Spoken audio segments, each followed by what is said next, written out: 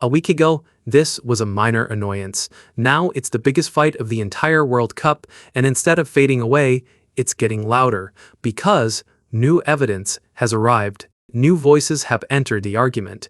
Players are now openly criticizing it. Coaches are finally admitting what they're really using it for. Medical experts have delivered a verdict that completely flips the conversation. And buried underneath all of that, someone finally calculated how much money is hiding inside those 3 minutes. The answer is staggering. What started as a simple water break has somehow become a battle over player safety, competitive fairness, coaching influence, television money, and maybe even the future shape of football itself. Because the hydration break debate didn't die, it evolved. And the strangest part is that everyone involved thinks they're right. The doctors, the players, the coaches, the fans, the broadcasters, every group sees a different story. Every group points to a different villain. And if you follow those stories all the way to the end, they all lead to the same place: money. So let's start at the beginning, because before we decide who's right, we need to understand exactly what FIFA has changed. For almost a century, World Cup football followed the same rhythm: 45 minutes, halftime.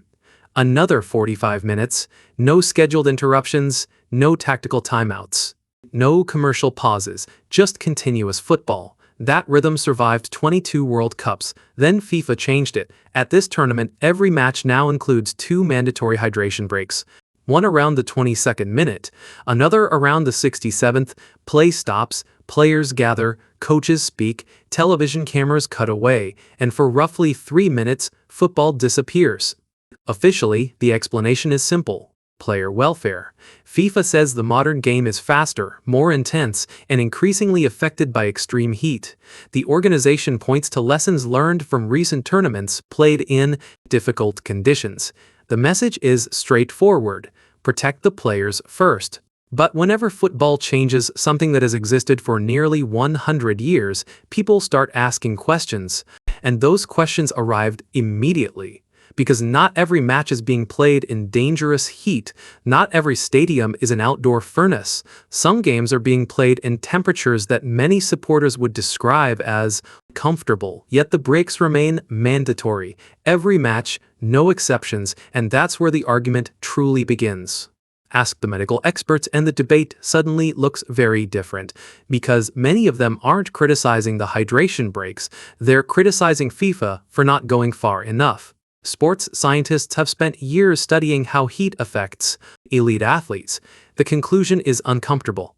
Football players are being pushed closer to dangerous limits than most fans realize. Dehydration reduces performance, heat stress increases risk, and, in extreme cases, both can become genuinely life-threatening. Experts studying athlete safety argue that 3 minutes may not be enough. Some believe 5 or 6 minutes would be more appropriate. Others warn that climate trends are making future tournaments increasingly difficult to manage. Several World Cup host cities are expected to experience temperatures that would have raised serious concerns just a generation ago. From their perspective, the question isn't whether breaks should exist. The question is whether football has accepted reality quickly enough. Because if rising temperatures are becoming part of the sport's future, then cooling measures may eventually become unavoidable. For medical professionals, this isn't about entertainment, it's about risk management. And from that perspective, FIFA looks less like the problem and more like an organization trying to adapt, at least according to the science. Then you ask the people actually standing on the pitch and the mood changes immediately, because many players don't hate hydration breaks. They hate mandatory hydration breaks. The distinction matters. Several stars have argued that football should respond to conditions rather than follow a fixed schedule. If the heat is dangerous, stop the match. If it isn't, keep playing. Simple. Instead, players now find themselves stopping games regardless of circumstances, and that's creating frustration, not because they don't want water, because they don't want football interrupted. Momentum matters, rhythm matters, pressure matters. A team dominating possession can suddenly lose control. A struggling side can suddenly regroup. The emotional flow of a match can be broken instantly. Football has always been unique because there are so few opportunities to reset. That scarcity creates tension, the hydration break changes that equation, and players know it.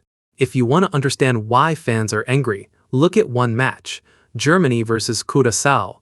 For 21 minutes, the football world witnessed something remarkable. The underdogs weren't surviving. They were competing. They equalized.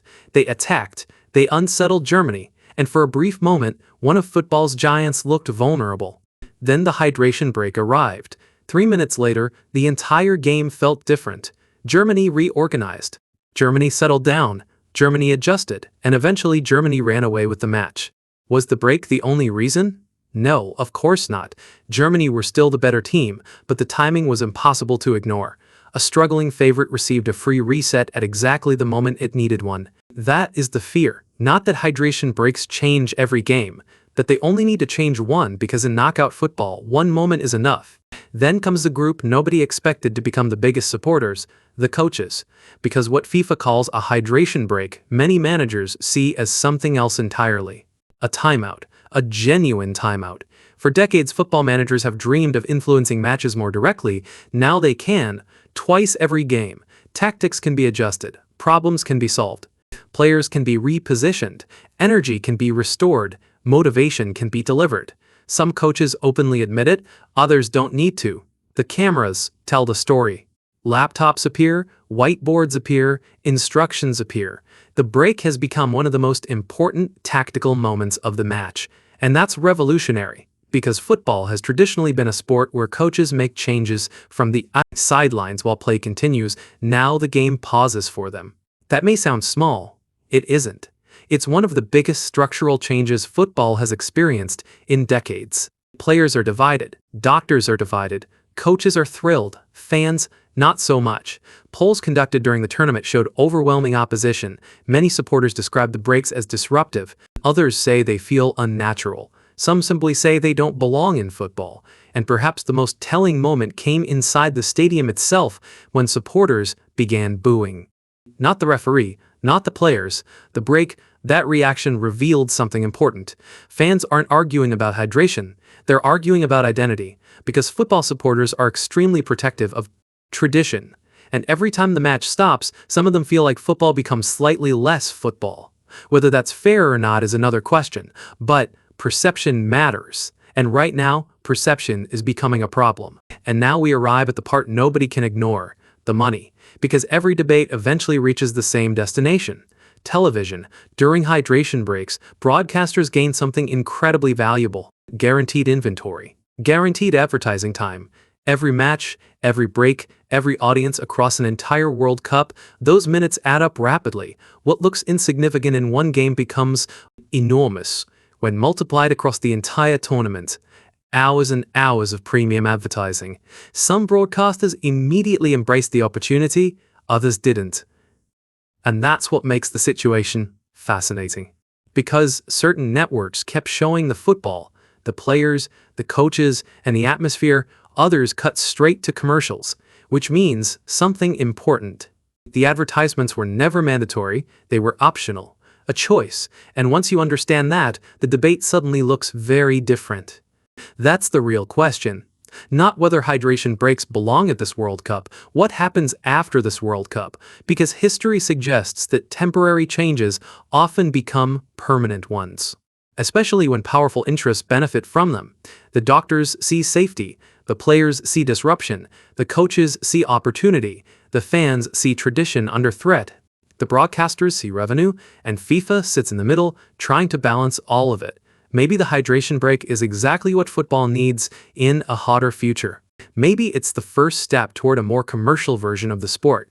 Or maybe it's both, because the most successful changes are often the ones that solve one problem while quietly creating another. And that's why this debate isn't ending anytime soon. The whistle may restart the match, but the argument is only just getting started.